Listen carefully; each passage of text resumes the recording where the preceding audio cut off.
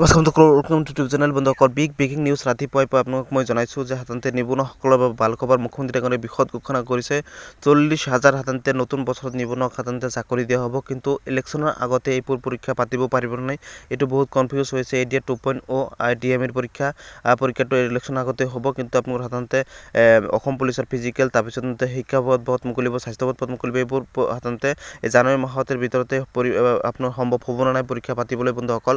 আৰু আপোনালোক জানুৱাৰী মাহৰ ভিতৰতে কেতিয়াও সম্ভৱ নহয়। আৰু আপোনালোক বিগ ব্ৰেকিং নিউজ 40,000 নিযুক্তি দিয়া হ'ব নতুন বছৰত, সকলোবোৰ ইলেকশ্যনৰ পিছতে পৰীক্ষা হ'ব। আৰু মুখ্যমন্ত্ৰী ডাঙৰীয়াই কি কৈছে আপোনালোকে ভালকৈ শুনি লওক যে আপোনালোকৰ শিক্ষাগত অৰ্হতা সম্পূৰ্ণ যুৱক যুৱতীৰ বাবে বহুত ভাল খবৰ। ইতিমধ্যে বিগ ব্ৰেকিং নিউজ আপোনাৰ শিক্ষাগত সকলো যুৱক যুৱতীৰ বাবে ভাল খবৰ এটা দিছে মুখ্যমন্ত্ৰী ডাঙৰীয়াই। আৰু নতুন বছৰতে সাধাৰণতে 40,000 সাধাৰণতে নিবনুৱাক সাধাৰণতে এই চৰকাৰী চাকৰি দিয়া হ'ব। আৰু সকলোৱে মোৰ চেনেলটো ছাবস্ক্ৰাইব কৰি দিব, লাইক এটা কৰি দিব। আৰু ডক্টৰ হিমন্ত বিশ্ব শৰ্মাৰ সাধাৰণতে মুখ্যমন্ত্ৰী হিমন্ত শৰ্মাই নিবনুৱাৰ বাবে কৰিলে এই বিষদ ঘোষণা। চিএমে ইতিমধ্যে ঘোষণা কৰিছে, ডক্টৰ হিমন্ত বিশ্ব শৰ্মাই ইতিমধ্যে নিবনুৱাৰ বাবে বিষদ এই ঘোষণাটো কৰিছে। আৰু বহুত ভাল খবৰ।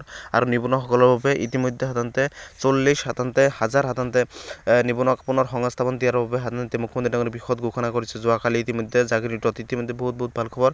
আৰু মুখ্যমন্ত্ৰী ডাঙৰীয়াই এই ঘোষণাটো সাধাৰণতে 40,000 নিবনুৱাক পুনৰ চাকৰি দিয়াৰ ঘোষণা মুখ্যমন্ত্ৰী ডাঙৰীয়াই বিষদ ঘোষণা কৰিছে। ৰাজ্য চৰকাৰৰ বিভিন্ন বিভাগত পুনৰ মুকলি হ'ব বিজ্ঞাপন, সাধাৰণতে বিজ্ঞাপন মুকলি হ'ব ৰাজ্য চৰকাৰৰ ফালৰ পৰা।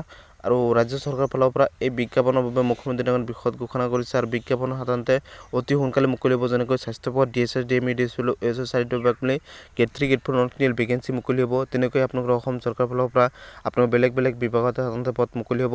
তাৰপিছত আপোনালোকৰ সাধাৰণতে শিক্ষা পদ মুকলি হ'ব। এৰিয়া 2.0 আৰু নিবনুৱা সমস্যা দূৰীকৰণৰ বাবে ৰাজ্য চৰকাৰে এই নতুন ঘোষণা কৰিছে। আৰু আপোনালোকৰ নিবনুৱা সমস্যা দূৰীকৰণৰ বাবে এই নতুন ঘোষণা মুখ্যমন্ত্ৰী ডাঙৰীয়াই বিষদ ঘোষণা কৰিছে।